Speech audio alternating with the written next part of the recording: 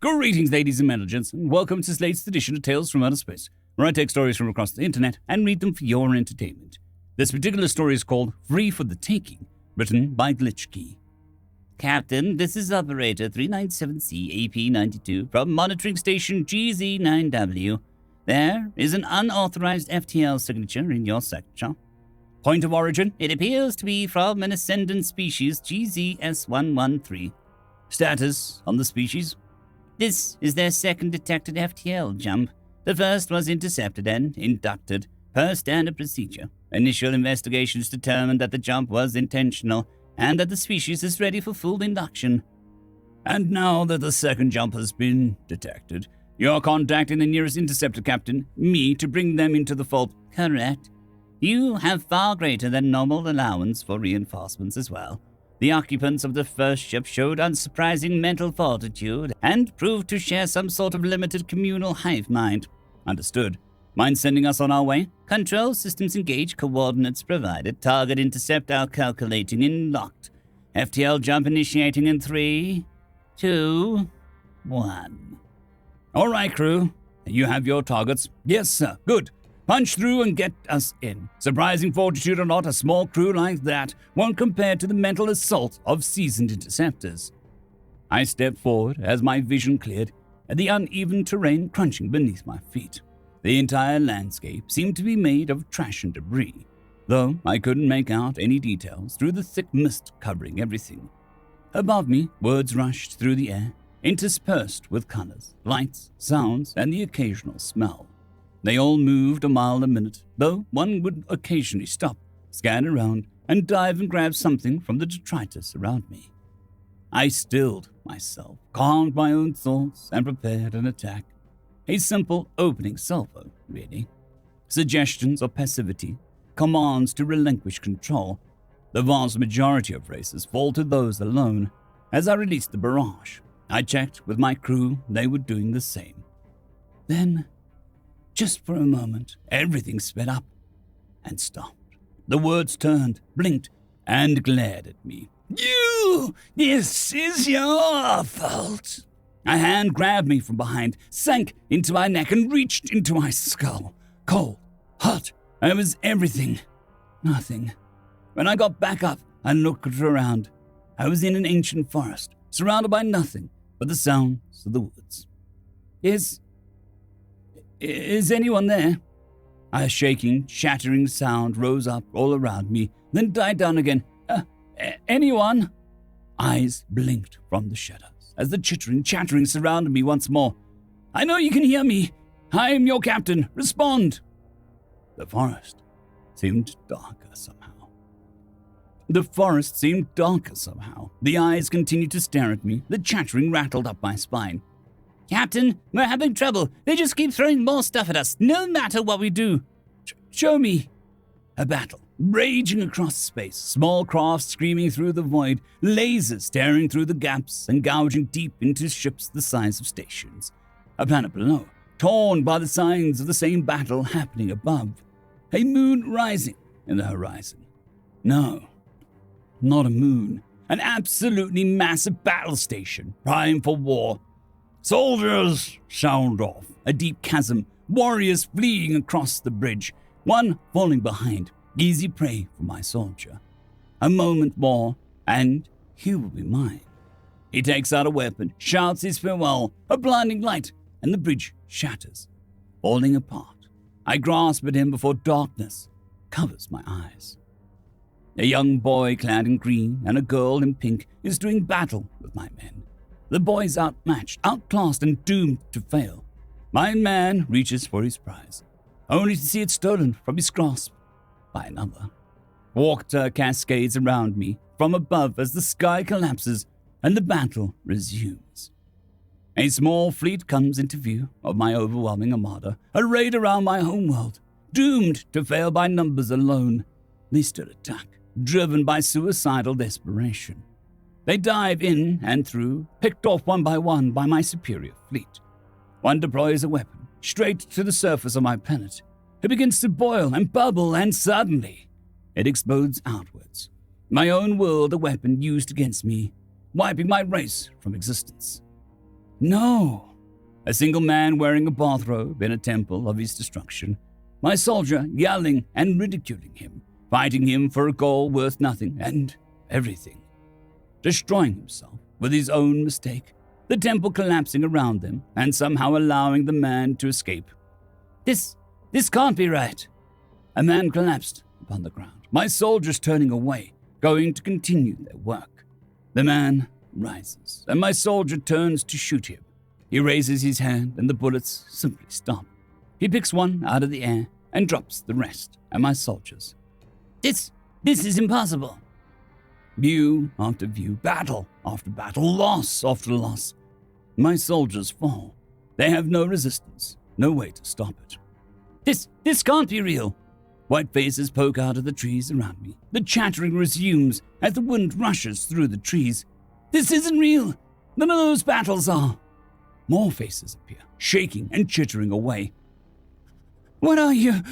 Who are you? The trees turn, and the faces stop moving, and the wind stills and the silence is palpable. He figured it out. Of course he did. He was the first in. Who else would? He wants to know who we are. He's right, though. The trees sink into the ground. The white faces surrounding me turn faded and plastic. The ground all around is flat, covered in regular marks. Towering above me is a monster. No, a woman. My target. It's over. I've broken whatever defenses you've weaved. Stand down or be destroyed.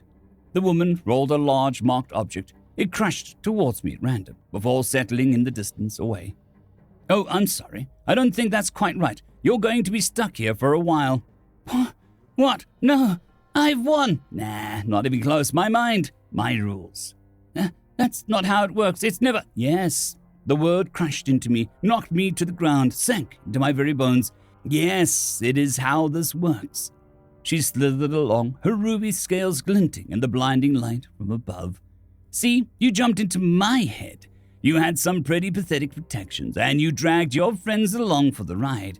If I hadn't gone digging through your memories in return, I'd have thought you'd be as an accident. But no. She raised her hand, claws pointing towards me.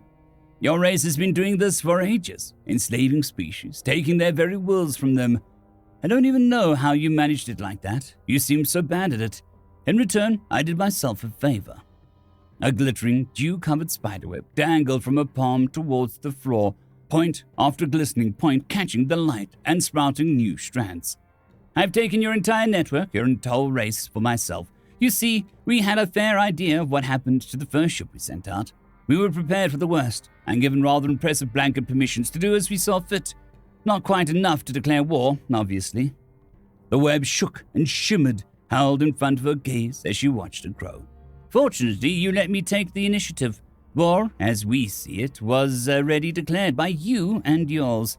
And then you handed me this truly wonderful beauty on a silver platter. You know, your people didn't even manage to do a collective properly. A hideous cube of conglomerate metal tore through space, piloted by monsters of flesh and machine made one. Anyway, you've effectively given me your entire species. I even managed to draw them all in here. Every last one. And since you are in no position to reject my request for unconditional surrender, I'll just move right on ahead. As a duly appointed representative of humanity, I accept your surrender and charge you and your race with the heinous war crimes beyond counting. You and your race, and by your own memories, are hereby declared guilty. Your sentence is another matter entirely. No, it is actually pretty simple. I can even spell it out in one word. What word is that? Die.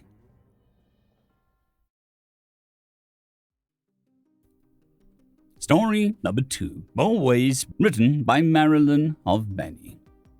This delivery, I said, trying to hold my feet stable on the uneven ground, would have been a great use for the hover cycle. Yes, it would, Blip agreed. She pulls the hover sled along with me, having just as much trouble with the cross-crossing tree roots that made up what passed for a road here. Her clothes for today were the type that fit closely and displayed muscle, leaving her natural frills as the only things waving in the breeze. Or maybe they were waving with frustration. Normally she and Blop would have done the delivery together, but he'd sprained his shoulder trying one of the YO's impossible puzzle boxes. He knew full well those were meant for people with tentacles instead of arms. Now he was recuperating on the ship while we pushed the sled full of packages over some very treacherous footing. No, I wasn't bitter about it. "Have we tried hooking the bike up to the sled before?" I asked, stepping over the python-sized route and walking down one the size of a playground slide. I know it would take some quick work on the brakes to keep it from crashing into anything, and you'd need somebody to ride along and steer, but it seems doable. Paint piped up from where she was, riding on the front of the sled. "Oh, I like the one where we did the rush delivery with you running and pulling it," I chuckled, slipping just a little. "Yep, like when I was a sled dog, but with less of a risk of spraining an ankle." Blip said, "Pretty sure Captain Sunlight declared it too risky for regular deliveries. The hover cycle for small packages, not whole piles."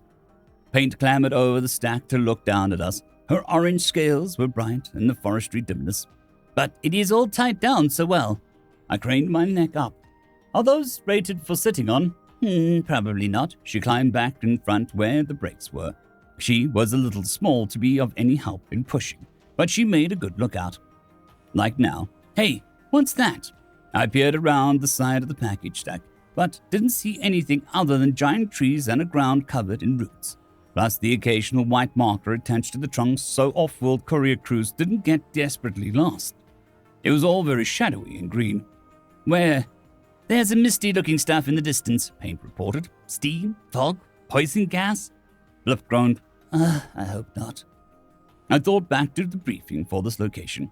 There wasn't anything hazardous in the report. No predators of note either. "Good," Blup said, as the mist grew thick enough to spot it in the shadows. "That means probably nothing will jump out at us when the visibility is at dark." "Probably," I agreed. "Are we still going to be able to see the pathway?" The white marker sticks were kind of far apart. I didn't like our odds if we missed one. "So far," Paint said from the front of the sled. We pushed on.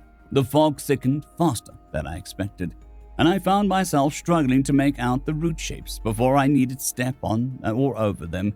"Paint, are we going the right way?" "I think so," she said, a faint, distressed blur in the darkness. "I don't suppose either of you brought a light?"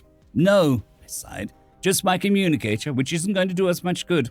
"I've got one," Blimp said, tugging at the pocket that I hadn't realized was there.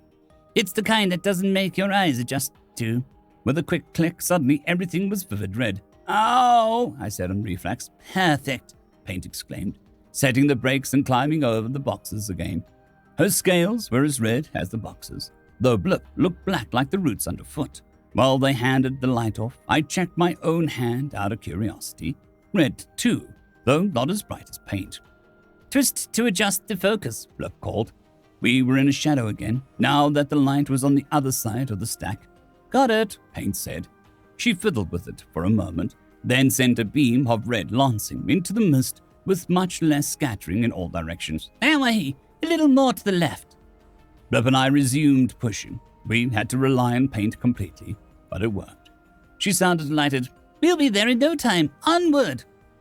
It was then that I realized what all this reminded me of, and I nearly fell over laughing. They, of course, demanded to know what was so funny. "Another legend from my planet," I said, wiping away tears. "Paint, I got to be Balto last time. You get to be the hero today." And then I sang Rudolph the Red-Nosed Reindeer from my alien co-workers, and they were honored to be a part of it. End of story. I'd quickly like to thank the T5 peeps: Cold War Boomerwaffen, Severin Cerberus, Bushmaster 177, Henry the Red, Caspar Arnholtz, Cold War Boomerwaffen, Elijah Silvercross, Dragzoon WRE, and Severin Cerberus. Thank you very much.